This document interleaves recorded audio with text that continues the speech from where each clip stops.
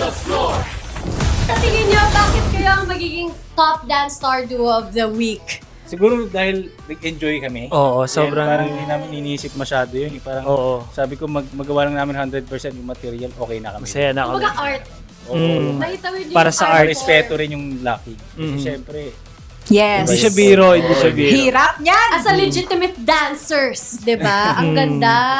Bilang someone na nakapag-locking last season, like, ang hirap, be. Mahirap talaga Ah, nag-locking ka rin. Sabi, kay Coach pati yung mga Ellie naman. ganun-ganun eh. Ang Pero hirap. nakakabilib ba na hindi nagpahuli si Paul? Oo. And ikaw sobrang fluid din ng Napaka-ano. movement. Ang ganda ng Siyempre. partnership niyong dalawa. And you know what, di ba lagi sinasabi ni Ate Yan na isa sa pinaka-importante sa kanya is yung nakikita niya na nag-e-enjoy yung dance Tama stars. naman. Okay Congrats, na, no? guys! Pero Thank ready you. na rin kayo kung sakali makapasok kayo sa dance nga. off. Oo, May ilalabas to.